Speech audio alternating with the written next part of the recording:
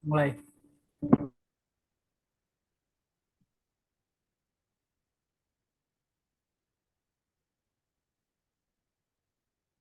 Baiklah, Assalamualaikum warahmatullahi wabarakatuh.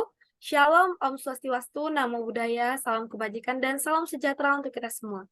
Yang kami hormati Ibu Aulia Putri Utami, selaku dosen pengampu mata kuliah Sistem Ekonomi. Selanjutnya, teman-teman kami yang kami banggakan. Puji dan puji syukur kita mari kita haturkan kepada Tuhan Yang Maha Esa, atas berkat limpahan karunia-Nya kita masih dapat berkumpul untuk melaksanakan Zoom meeting hari ini dengan pembahasan dari kelompok 2.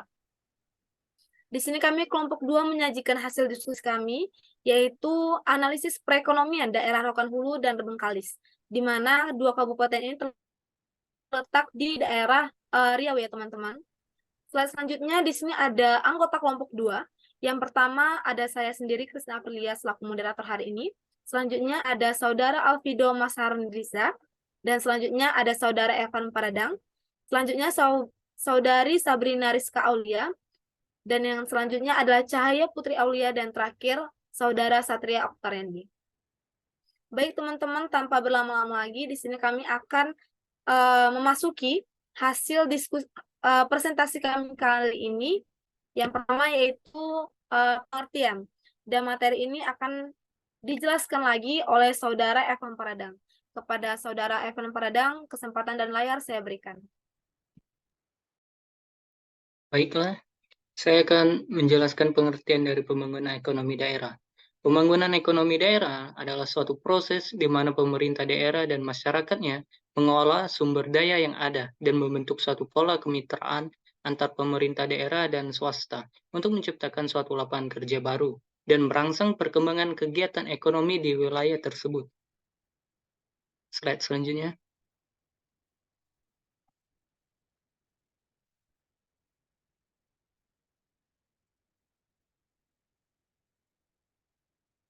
Potensi Kabupaten Rokan Hulu dan Kabupaten Bengkalis.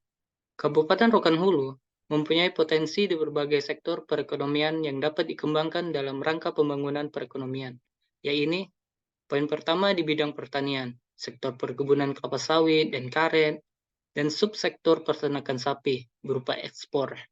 Poin kedua, potensi sektor industri dan perdagangan, agroindustri hasil pertanian. Poin ketiga, potensi sektor pariwisata. Kabupaten Bengkalis adalah salah satu penghasil migas dalam kontribusinya terhadap PDRB daerah. Maka dari itu, untuk meningkatkan perekonomiannya, Kabupaten Bengkalis memiliki beberapa sektor. Di antaranya, poin pertama, sektor migas. Memiliki pengaruh positif pada PDRB ADHK dan PDRB per kapita. Poin kedua, industri pengolahan dengan komoditas perkebunan. Pengembangan lahan perkebunan serta penyediaan lahan bagi kawasan perindustrian untuk pengolahan TBS, tandan buah segar, menjadi CPO, crude pine oil, agar ekonomi daerah meningkat. Terima kasih. Selanjutnya saya kembalikan kepada moderator.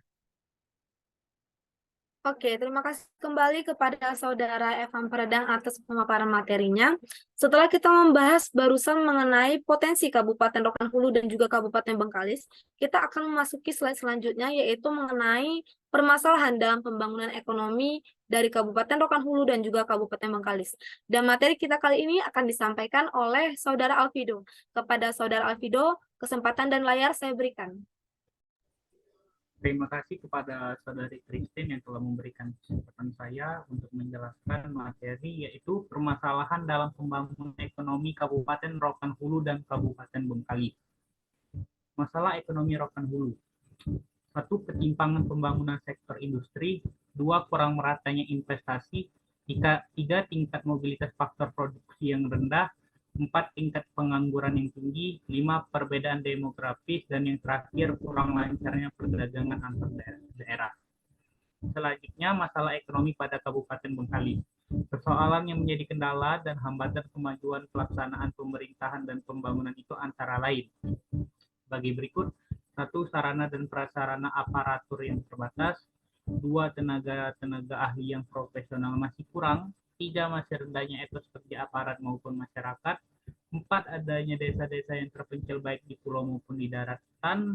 Dan yang terakhir, faktor demografis masyarakat Kabupaten Bengkalis yang multi etnis.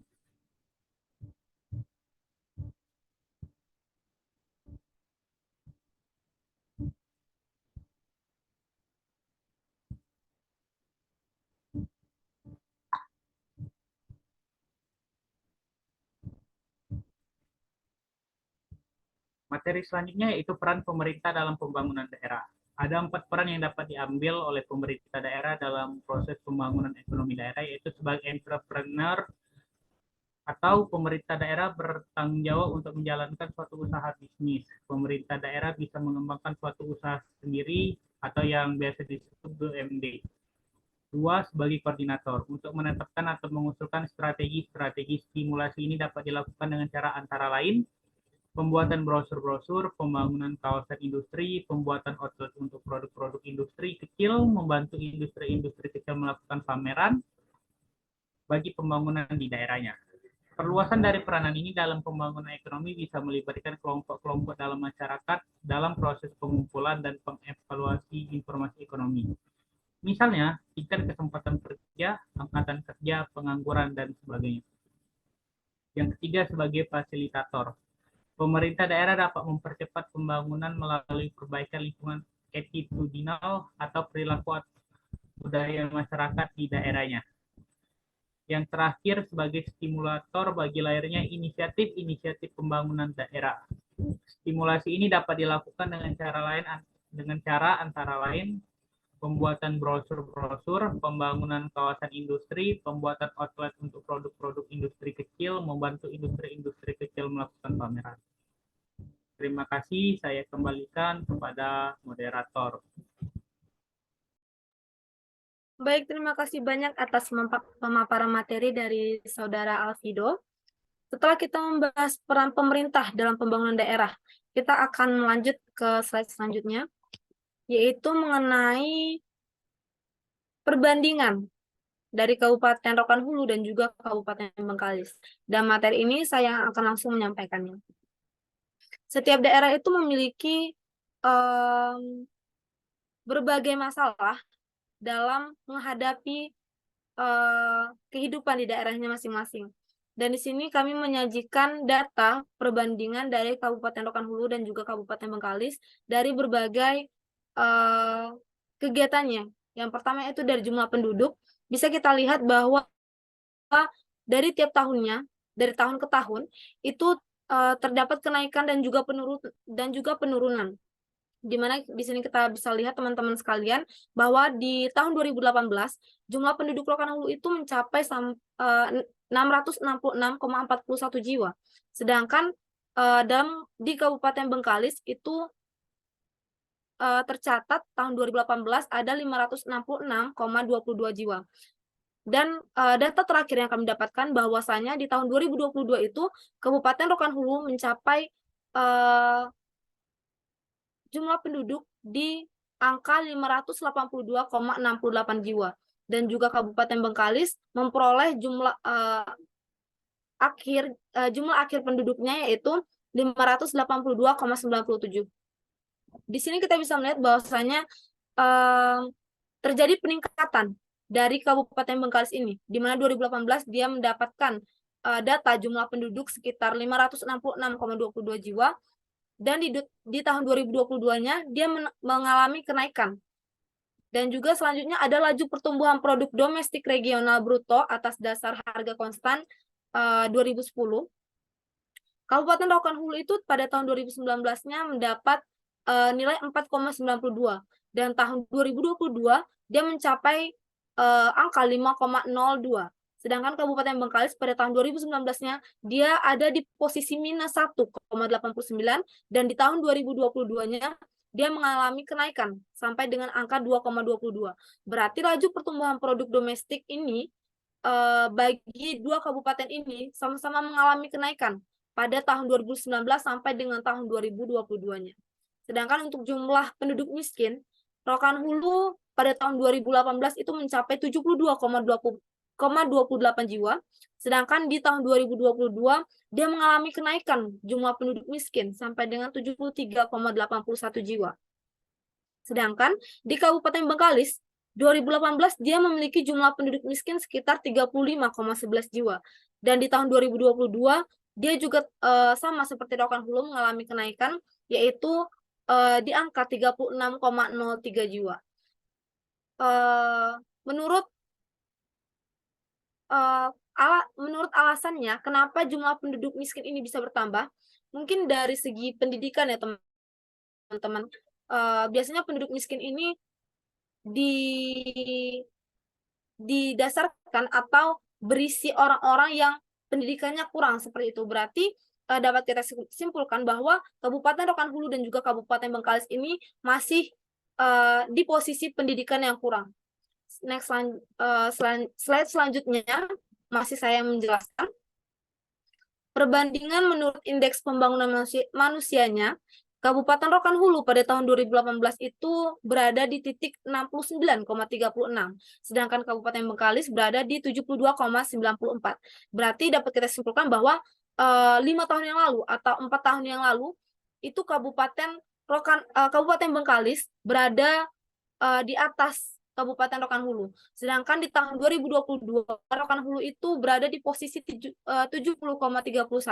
dan Kabupaten Bengkalis berada di posisi 74,38. Di mana dua kabupaten ini sama-sama mengalami kenaikan pembangunan manusianya. Berarti dari 2018 sampai 2022, pendidikan di dua kabupaten ini mulai menaik, di mana itu dapat memacu semangat dari individu-individu yang ada di kabupaten tersebut.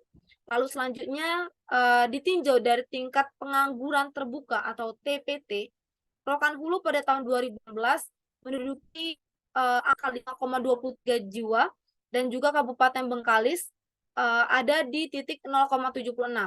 Mohon maaf saya ulangi, Kabupaten Rokan Hulu pada tahun 2018 itu berada di titik 5,23% dan Kabupaten Bengkalis berada di titik 0,76%. Sedangkan di tahun 2022-nya, Kabupaten Rokan Hulu itu berada di titik 3,62% dan Kabupaten Bengkalis berada di titik 7,18%. Berarti tingkat pengangguran terbuka ini lebih condong kepada Kabupaten Bengkalis, di mana tingkatannya pada tiap tahun itu semakin bertambah, teman-teman. Berarti pengangguran pada daerah Kabupaten Bengkalis itu lebih banyak daripada Kabupaten Rokan Hulu. Lalu selanjutnya adalah tingkat partisipasi angkatan kerja atau TPAK pada Kabupaten Bengkalis 2018 tercatat 65,15% dan di Kabupaten Bengkalis, mohon maaf saya ulangi, di Kabupaten Rokan Hulu tercatat pada tahun 2018 itu ada 65,15% dan selanjutnya di Kabupaten Bengkalis ada 65,95%.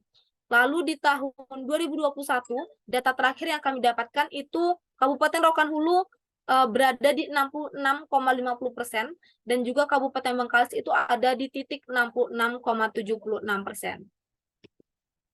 Selanjutnya perbandingan menurut umur harapan hidup atau UHH. Kabupaten Rokan Hulu pada tahun 2018 itu berada di angka 69,55. Sedangkan Kabupaten Bengkalis itu berada di angka 70,85%. Dan di tahun 2022, Rokan Hulu mengalami penurunan harapan hidup sampai dengan titik 70,51. Sedangkan Kabupaten Bengkalis mengalami kenaikan umur harapan hidup sampai dengan 71,50. Dan rata-rata lama sekolah atau RLS menurut data yang kami dapatkan, Rokan Hulu itu pada tahun 2018 berada di titik 8,37, sedangkan Kabupaten Bengkalis itu berada di titik 9,21. Sedangkan untuk tahun 2022-nya, Kabupaten Rokan Hulu itu berada di angka 8,55% dan Kabupaten Bengkalis berada di angka 9,71%. Di mana rata-rata lama sekolah Rokan Hulu itu mengalami kenaikan daripada tahun 2018 lebih banyak daripada, mohon maaf saya ulangi, lebih sedikit daripada Kabupaten Bengkalis. Selanjutnya adalah upah minimum kabupaten atau kota atau yang biasanya kita sebut sebagai UMK. Pada tahun 2018, Kabupaten Rokan Hulu itu berada di upah minimum 2.000 maaf saya ulangi, 2.525.823. Sedangkan pada Kabupaten Bengkalis ada di titik 2.919.458. Lalu kita lanjut kepada tahun 2022, di mana ini mengalami kenaikan ya teman-teman dari dua kabupaten ini, di mana Kabupaten Rokan Hulu pada tahun 2022 dia mencapai angka upah minimum itu 3.248.333, sedangkan Kabupaten Bengkalis sendiri sudah berada di titik 3.599.29.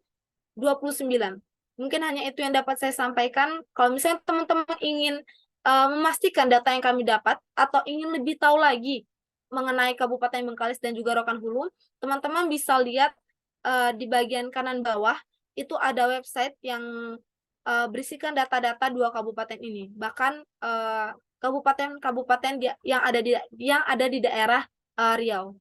Mungkin hanya itu yang dapat saya sampaikan, kurang lebihnya saya mohon maaf. Oke teman-teman, kalau tadi kita sudah membahas perbandingan, sekarang kita membahas mengenai pembangunan yang ada di daerah Rokan Hulu dengan beberapa strategi.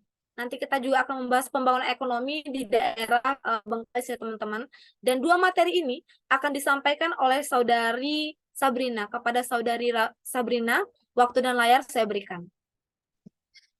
Baik, terima kasih moderator. Selanjutnya saya akan menjelaskan tentang pembangunan ekonomi daerah Rokan Hulu dapat diarahkan dengan beberapa strategi berikut. Yang pertama, perkembangan sektor pertanian. Pemerintah dapat memberikan pelatihan dan bantuan teknologi untuk meningkatkan produktivitas petani. Yang kedua, perkembangan sektor pariwisata.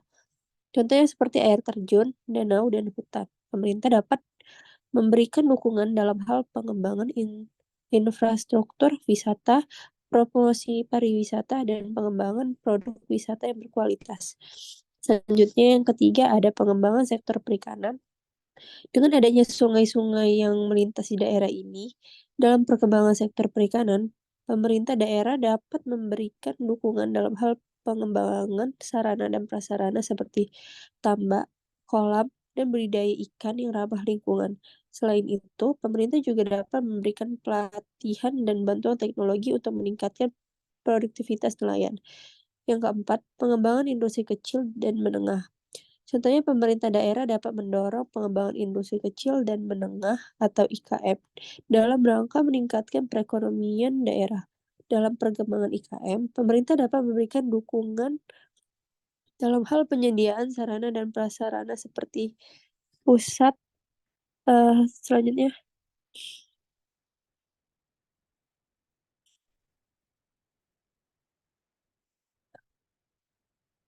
Adapun pembangunan ekonomi daerah Bengkalis dapat diarahkan dengan beberapa strategi berikut. Yang pertama, mengidentifikasi potensi sektor ekonomi unggulan. Contohnya seperti sektor pariwisata, perikanan, atau pertanian. Hal ini dapat membantu dalam merumuskan strategi pembangunan ekonomi yang lebih terarah dan efektif. Kemudian yang kedua, memperkuat infrastruktur. Infrastrukturnya yang baik seperti jalan, jembatan, bandara, pelabuhan, dan lainnya dapat mempermudah mobilitas yang menghubungkan daerah Bengkalis dengan daerah lainnya. Hal ini dapat meningkatkan daya saing daerah dan membuka peluang baru untuk investasi. Kemudian, yang ketiga, meningkatkan kualitas sumber daya manusia. Peningkatan kualitas sumber daya manusia melalui pendidikan dan pelatihan dapat membantu menciptakan tenaga kerja yang kompeten dan terampil. Hal ini dapat membantu meningkatkan produktivitas daya saing daerah Bengkalis di pasar global. Selanjutnya, memperbaiki iklim investasi. Untuk memberikan kemudahan dan intensif bagi investor, seperti perizinan yang cepat dan mudah, pajak yang rendah, fasilitas pendukung lainnya. Hal ini dapat menarik investor untuk melakukan investasi di daerah Bengkalis dan membantu meningkatkan pertumbuhan ekonomi. Dan yang terakhir, meningkatkan pelayanan publik. Pemerintah daerah dapat meningkatkan pelayanan publik seperti layanan kesehatan, pendidikan, dan keamanan. Hal ini dapat membantu meningkatkan kualitas hidup masyarakat. Sekian penjelasan dari saya kembalikan kepada moderator.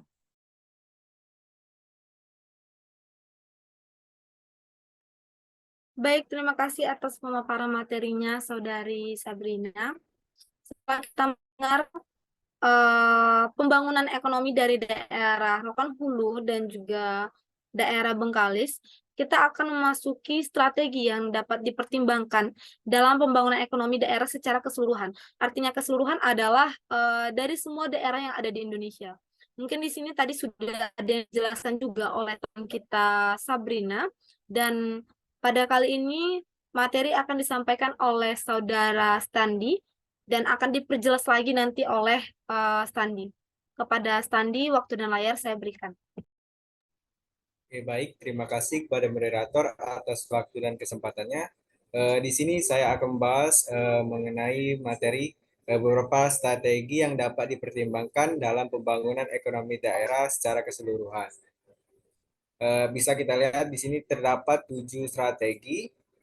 Yang pertama yaitu identifikasi keunggulan komparatif.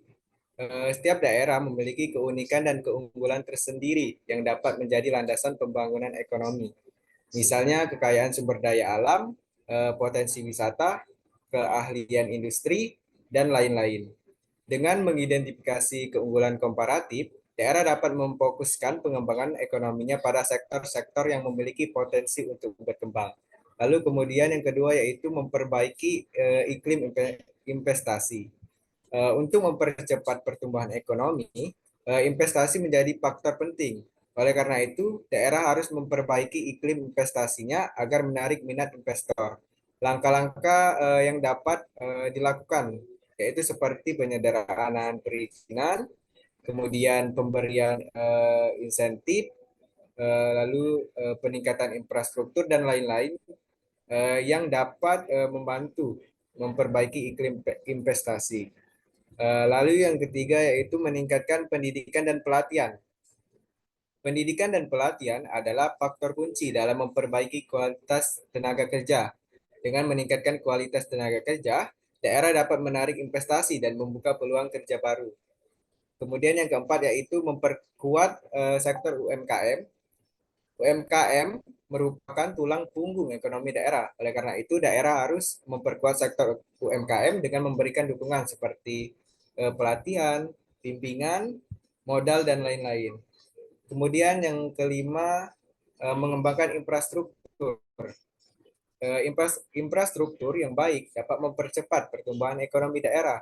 Dengan adanya infrastruktur yang memadai, daerah dapat menarik investasi, meningkatkan produktivitas, dan memperbaiki kualitas hidup penduduk. Lalu yang keenam, untuk meningkatkan akses ke pasar. Akses ke pasar yang luas dapat membuka peluang baru bagi pengusaha. Oleh karena itu, daerah harus memperbaiki akses ke pasar dalam dan luar negeri dengan membangun jaringan distribusi dan memperkuat hubungan dengan pelaku bisnis lainnya. Dan yang terakhir terdapat dan strategi yang terakhir yaitu membangun sinergi antar sektor. Pembangunan ekonomi yang sukses membutuhkan kerjasama yang erat antara sektor-sektor yang berbeda. Oleh karena itu, daerah harus membangun sinergi antara sektor antar sektor agar dapat memaksimalkan potensi ekonominya.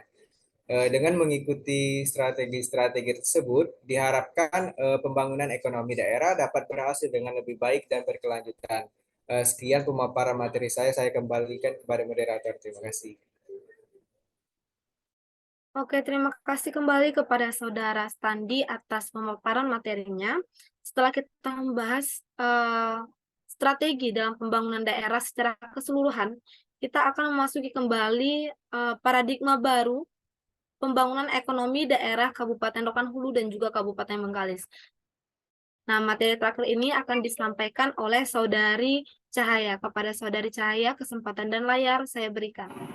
Baiklah, terima kasih moderator atas kesempatannya. Saya akan menjelaskan tentang paradigma baru pembangunan ekonomi daerah.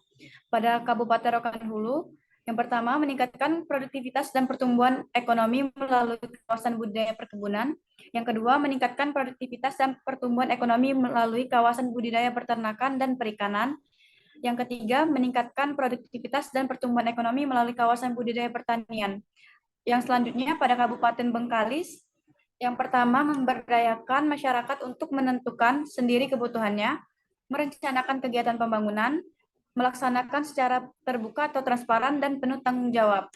Yang kedua, memberikan dukungan bagi terciptanya lingkungan yang kondusif dan untuk mewujudkan peran masyarakat dalam pembangunan, khususnya dalam upaya peningkatan kesejahteraan mereka sendiri. Yang ketiga, menyediakan dana usaha.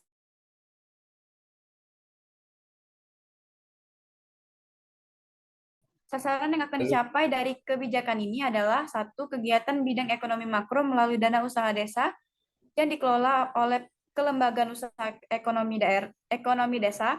Yang kedua, kegiatan bidang ekonomi mikro melalui simpan pinjam yang dikelola oleh kelembagaan usaha ekonomi desa. Yang ketiga, kegiatan peningkatan ekonomi masyarakat dan pembangunan. Baiklah, sekian pemaparan materi dari saya kembalikan ke moderator. Terima kasih. Baik, terima kasih kembali kepada Saudari Cahaya atas pemaparan materinya. Oke, teman-teman, pemaparan materi dari Saudari Cahaya tadi adalah penutup dari hasil diskusi kami dan presentasi kami hari ini. Untuk teman-teman yang ingin bertanya, nanti silahkan memberikan pertanyaan melalui kolom komentar, dan kami akan segera menjawabnya dengan hasil diskusi kami kembali. Mungkin hanya itu, teman-teman, yang dapat kami presentasikan. Kurang lebihnya kami mohon maaf. Saya selaku moderator akan menutup presentasi kami kali ini. Wassalamualaikum warahmatullahi wabarakatuh.